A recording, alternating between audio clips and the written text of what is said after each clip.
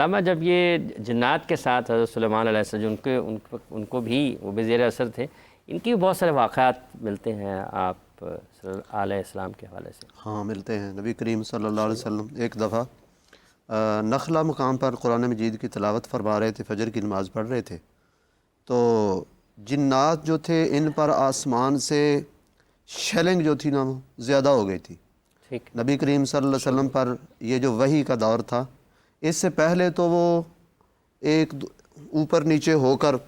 آسمان کی خبریں کان لگا کر سنتے تھے، اور آسمان سے کوئی خبر جو اللہ تعالیٰ فرشتوں کو حکم دیتے تھے کہ یہ کام، یہ واقعہ، یہ معاملہ زمین میں جو ہے نا وہ نافذ کر دو،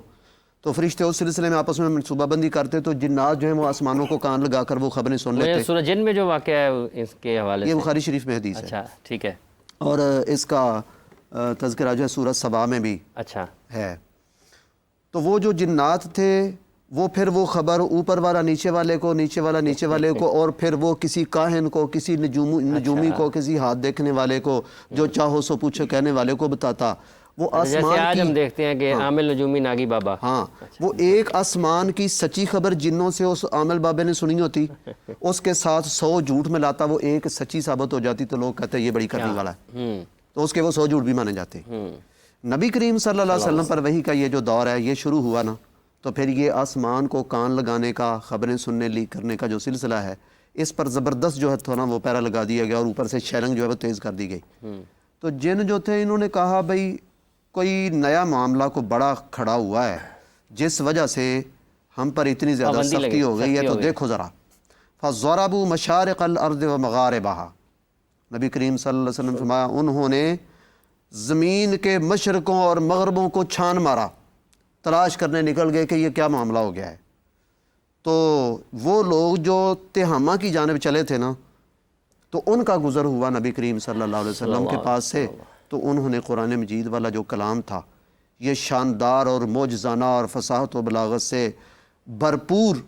یہ کلام سنا نا انہوں نے، تو سن کر فوراً جو ہے وہ اس نتیجے پر پہنچے کہ یہی کلام جو ہے نا، یہی ایک نیا جو سلسلہ ظہور پذیر ہوا ہے، یہی کلام ہمارے اور آسمان کی خبروں کے درمیان حائل ہو گیا ہے۔ تو یہ جو شیخ نے کہا نا، وہ عفریت جن جو تھا، وہ کہنے لگا میں آپ کی مجلس برخاست ہونے سے پہلے لے آؤں گا، تو وہ وقال الذی عندہ علم من الکتاب، وہ جن جس کے پاس، جن بھی کہتے ہیں کچھ لوگ کہ یہ جو تخت لانے والا تھا یہ جن تھا، چونکہ پہلے ایک عفریت کا معنی ہوتا ہے خبیث، جنوں میں سے ایک جو بڑا خبیث اور کھڑپینچ تھا ان کا، اس نے کہا آپ کی مجلس برخاست ہونے سے پہلے میں لے آتا ہوں۔ تو پھر وہ شخص جو جنوں میں سے خبیث نہیں تھا، وہ بہت نیک آدمی تھا، بہت علم رکھنے والا تھا، عالم تھا کتاب کا، تو اس نے کہا میں آنکھ جھپکنے سے پہلے لے آؤں گا۔ اچھا یہ وہ قال الذی عنده علم، ہاں ٹھیک ہے۔ تو پھر جو ہے وہ لے آیا، تو اس کے لانے پر پھر سلیمان علیہ السلام نے اللہ تعالیٰ کا یہی بھی شکر آتا ہے نا، ادا کیا۔ قال هذا من فضل ربی، هذا من فضل ربی لیبلونی اشکر ام اکفر۔ تو ایک قول اس میں یہ ہے کہ وہ نیک آدمی تھا، ایک قول یہ ہے کہ وہ نیک جن تھا۔ ٹھیک ہے۔ تو بہرحال یہ واقعہ سلیمان علیہ السلام کا ایک اور یہ جو مسجد اقصیٰ کی تعمیر والا معاملہ ہے، ہاں جی، اس میں کیا چیزیں ملتی اس پہ نبی کریم صلی اللہ علیہ وسلم سے اتھینٹک کوئی بات مضبوط اور پختہ سند کے ساتھ تو سامنے نہیں آتی، جیسا کہ یہ ایک مفسروں نے لکھا ہے۔ البتہ وہ جنات جو تھے عمارتیں بنانا، یعملون لہ ما یشاء من محارب و تماثیل و جفان کالجواب و قدور الراسیات، ٹھیک ہے، وہ محاریب، محراب کو کہتے ہیں، محراب عبادت کے کمرے کو بھی کہتے ہیں، تو عمارتیں بناتے تھے، و تماثیل اور مورتیاں بنا لیتے تھے، اور و جفان کالجواب و قدور الراسیات، اور حوضوں کی طرح بڑے بڑے جو تھے نا وہ بناتے تھے، وہ ٹب ہوتے ہیں جو تالابوں کی طرح، وہ بچپن میں ہم دیکھتے ہوتے تھے کہ شادی ہوتی تھی نا، تو وہ بہت بڑا ایک ہوتا تھا، وہ پرانی مساجد میں ابھی بھی ہوتے ہیں، اگر اندرون شہر جائیں تو اس میں جو ہے نا وہ کئی جگہ پکا کر جو ہے وہ ڈال دیتے تھے، اور اس میں سے لوگوں کو تقسیم کیا کرتے تھے۔ تو وہ حوضوں جتنے بڑے بڑے، تالابوں جتنے بڑے بڑے وہ برتن بناتے تھے، لگن بناتے تھے، برتن بناتے تھے، وقدور الراسیات، اور وہ دیگیں جو بڑی ہونے کی وجہ سے زمین پر جمی رہتی ہیں، ادھر ہی پکتی ہیں، ادھر سے اس سے کھانا نکال لیا جاتا ہے، یہ سارا کچھ وہ بناتے تھے۔ تو اس سے یہ بات سمجھی جا سکتی ہے، کہی جا سکتی ہے کہ انہوں نے ضرور مسجد اقصیٰ کی جو تعمیر نو تو انہوں نے نہیں کی تھی، تعمیر تو پہلے کی ہو گئی تھی، تو انہوں نے جو دوبارہ اس کو تعمیر کیا تو انہوں نے اس میں پھر وہ جو بڑے بڑے پتھر لگائے اور اس طرح اور جو باریک کام تھے. یہ خیال ہے جس سے انکار نہیں کیا جا سکتا، یا تفاسیر میں یہ ملتا ہے کہ ہم یہ نہیں اس کو رد نہیں کر سکتے کہ اس کو رد نہیں کر سکتے، لیکن اس کو پختہ یقین کے ساتھ جس طرح وہ بات جو رسول اللہ صلی اللہ علیہ وسلم نے بتائی ہے، جیسے میں نے وہ حدیث پیش کی، ٹھیک ہے، تو اس طرح پختہ یقین کے ساتھ بھی نہیں کہہ سکتے. اب اس پہ مزید کیا چیزیں ہم شامل کر سکتے، جیسے مسجد اقصیٰ والا معاملہ بھی شیخ نے فرمایا؟ جی ایسے ہی ہے، نبی کریم صلی اللہ علیہ وآلہ وسلم آپ کی تعلیمات کے اندر بھی ہمیں یہ بات ملتی ہے اور آپ نے باقاعدہ اس کا ذکر بھی فرمایا ہے. اسی طرح ایک کتاب ہے یاقوت حموی کی معجم البلدان، اس کے اندر بھی انہوں نے اس بات کو نقل فرمایا ہے کہ یہ وہ جگہ ہے کہ جہاں پہ سیدنا موسیٰ علیہ السلام نے ایک دفعہ پڑاؤ کیا تھا. تو اسی جگہ پر سیدنا داؤد علیہ السلام نے مسجد بنانے کا ارادہ فرمایا، بیت المقدس. پھر وہ دنیا سے تشریف لے گئے، تو دنیا سے جاتے وقت انہوں نے اپنے بیٹے کو وصیت کی کہ یہاں پر آپ نے عمارت جو ہے وہ قائم کرنی، اللہ کا گھر جو ہے وہ قائم کرنا. پہلے سے بھی تھا. تو سیدنا سلیمان علیہ السلام نے جنات کی مدد سے اس کو دوبارہ جو ہے وہ تعمیر فرمایا. تو جنات کے حوالے سے یہ ہے کہ جس طرح کہ حضرت صاحب بھی بیان فرما رہے ہیں، سیدنا سلیمان علیہ السلام نے ان سے بڑے بڑے کام لیے، ایسے بڑے بڑے کام لیے کہ جن کا آج کے دور میں تصور بھی نہیں کیا جا سکتا تھا. عمارات بنانا، محل بنانا، اور ایسی جگہیں کہ جن کے بارے میں آپ کی وہاں تک رسائی بھی نہیں ہو سکتی. تو سیدنا سلیمان علیہ السلام ان کے ذریعے وہ والے تمام کے تمام معاملات جو ہے وہ سر انجام دیا کرتے تھے. اصل میں یہاں پر ایک بات بڑی دلچسپ ہے، سمجھنے والی ہے. میں تو ایک بات کہتا ہوں، جو خدا کا ہو جاتا ہے پھر خدا کی خدائی بھی اس کی ہو جاتی ہے. سیدنا سلیمان علیہ السلام نے اپنی ساری زندگی اللہ کے فرمان کے مطابق گزاری ہے اور اللہ کے فرمان کی آگے لوگوں کو تعلیم دی ہے. اللہ کے فرمان پر عمل کرنے کا نتیجہ یہ ہے کہ اللہ پاک کل کائنات کو اپنے بندے کے زیر نگی فرما دیتا ہے. اب دیکھیں نا، ہوا کو مسخر کرنا، جنات کو آپ کا فرما بردار تابع دار بنانا وغیرہ وغیرہ، یہ تمام کی تمام چیزیں ایسی ہیں جو اللہ کی قدرت کا اظہار کر رہی ہیں. ساتھ ہی ساتھ اس بات کا اظہار بھی کر رہی ہیں کہ سیدنا سلیمان علیہ السلام کی اللہ کے نزدیک عظمت اور مقام و مرتبہ کیا ہے. دونوں چیزیں ہیں. تو ان دونوں چیزوں میں ہمارے لیے درس یہ ہے کہ اگر ہم لوگ چاہتے ہیں کہ ہمارا اللہ کے ساتھ تعلق مضبوط ہو تو ہمیں پھر چاہیے کہ سب سے پہلی بات یہ ہے کہ اللہ کے فرمان پر عمل کرنا. اللہ کے فرمان پر عمل کرنا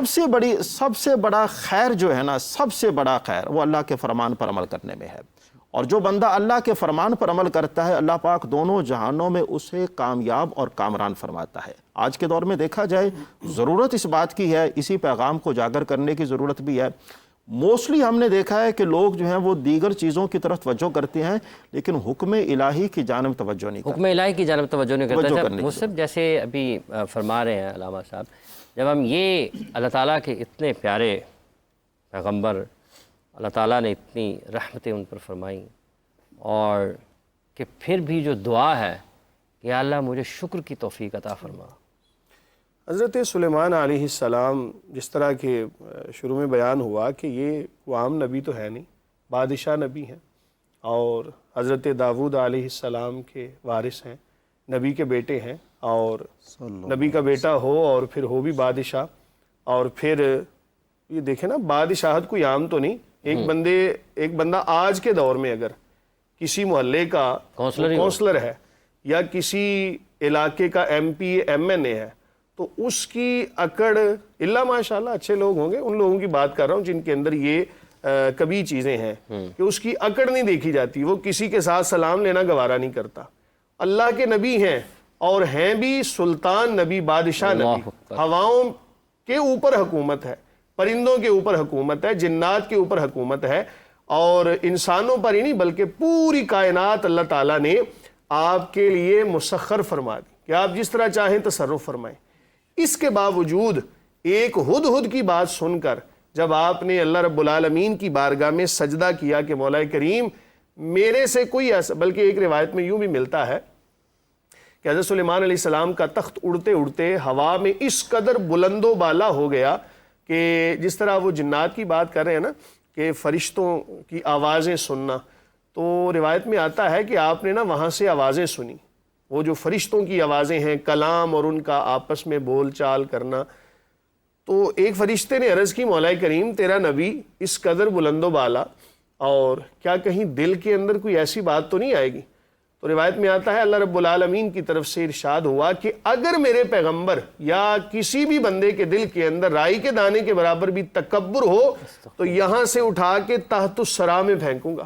فوراً سے تخت کو زمین پہ اتارا، اللہ کی بارگاہ میں سجدہ کیا کہ مولا کریم یہ بات نہیں ہے، جو بھی ہے سب تیری عطا ہے. بتانے کا مقصد یہ ہے کہ اتنے جو برگزیدہ نبی اور اتنے اعلیٰ مقام کے اوپر فائز نبی، تو وہ بھی جب اللہ رب العالمین کی بارگاہ سے کوئی ایسی بات سنتے ہیں تو فوراً اللہ کی بارگاہ میں سجدہ کر کے شکر کرتے ہیں، مولا تیرا شکر ہے، یہ ساری بلندیاں تیری عطا کردہ ہیں. اور ایک واقعہ یہاں پر من کان یرید العزت فللہ، اللہ اکبر، ومن شکر فانما یشکر لنفسہ، کہ جو بندہ شکر ادا کرتا ہے اس کے شکر کا فائدہ اسے ہی ہے. ایک واقعہ میں یہاں پر وہ بیان کرنا لازمی سمجھوں گا. حضرت سلیمان علیہ السلام نے ایک مرتبہ اللہ رب العالمین کی بارگاہ میں عرض کی، ناز ہوتا ہے نا کہ یا اللہ تو نے اتنا کچھ عطا فرمایا ہے تو میں تیری مخلوق کی دعوت کرنا چاہتا ہوں، پوری مخلوق کی. اللہ رب العالمین کی طرف سے ارشاد ہوا کہ اے پیغمبر یہ جو رزق کا عطا فرمانا ہے نا یہ ہمارے دست قدرت میں ہے، یہ ہم ہی ہیں سب کو رزق عطا فرمانے. نہیں مولا کریم میں تیری مخلوق کی دعوت کرنا چاہتا ہوں. تو اب ناز کی بات تھی، حکم ہوا ٹھیک ہے آپ اگر کرنا چاہتے ہیں تو کر لیں. روایت میں آتا ہے کہ آپ نے جنگلوں کے اندر جنات کی ڈیوٹیاں لگا دیں کہ تمام کے تمام جنگل ایسی ایسی دیگیں بنائیں کہ ایک ایک دیگ کے اندر 70 اونٹ تیار ہوتے تھے پک کے. جب وہ جنگلات کے اندر آپ نے کھانے کا سامان تیار کر دیا اور مختلف قسم کی جگہیں کھانے سے بھر دیں، تو روایت میں آتا ہے ایک مچھلی نے نا اپنا منہ سمندر سے باہر نکالا اور عرض کی حضور کہ مجھے نا زیادہ بھوک لگی ہے تو آپ مجھے پہلے ذرا کھانے کا موقع عطا فرما دیں. آپ نے فرمایا کہ ابھی تو کھانا پک رہا ہے، ساری مخلوق جمع ہو رہی ہے، ادھر پرندے آ رہے ہیں، ادھر چرند آ رہے ہیں، ادھر درند آ رہے ہیں، سب کی باری آئے گی، جب اجازت ہوگی تو پھر کھا لینا. نہیں حضرت مجھے زیادہ بھوک ہے. آپ نے فرمایا اچھا ٹھیک ہے، کتنا کھا لے گی تو؟ اللہ اکبر. روایت میں آتا ہے کہ اس مچھلی نے سانس کھینچا اور جتنا کچھ پکا ہوا تھا وہ سارے کا سارا نکل گئی اور کہنے لگی کہ سلیمان ابھی تو مجھے بھوک ہے، اور کہنے لگی کہ سلیمان آج آپ کی دعوت پر آئی ہوں تو بھوک میں رہ گئی، اللہ رب العالمین روزانہ مجھے ایسے 3 لقمے عطا فرماتا ہے. تو اب آپ اس سے اندازہ لگا لیں کہ رزق کا عطا فرمانا اور کچھ چیزیں ایسی ہیں کہ جو خاص اللہ تعالیٰ کے دست قدرت میں ہیں. اللہ کے نبی ہیں، برگزیدہ ہیں، لاڈلے ہیں، بادشاہ ہیں، لیکن اس کے باوجود عاجزی انکساری کا دامن نہیں چھوڑا. فوراً اللہ کی بارگاہ میں سجدہ کیا، مولا کریم تیری ہی ذات ہے جو سب کو عطا فرمانے والی ہے. اس لیے ہمیشہ یاد رکھیں رزق کا ذمہ اللہ تعالیٰ نے اپنے ذمہ کرم پر لیا ہے. اور حضرت سلیمان علیہ السلام کی مبارک زندگی سے جو ایک سب سے بڑا جو سبق ہمیں ملتا ہے کہ دیکھو کوئی کتنا ہی مقرب کیوں نہ ہو، کوئی کتنا ہی اعلیٰ مقام کے اوپر فائز کیوں نہ ہو، لیکن ایک دن اس نے دنیا سے جانا ہے، ایک دن دنیا سے پردہ کرنا ہے. تو آپ کا دنیا سے رخصت ہونا، اس کے حوالے سے جو واقعات ملتے ہیں ان میں بھی کافی تفصیل ہے، لیکن بنیادی طور پر سمجھنے کی یہ ضرورت ہے کہ کتنا ہی کوئی اعلیٰ مقام کے اوپر فائز ہو، کل نفس ذائقۃ الموت. بہت بہت شکریہ مفتی صاحب آپ کا.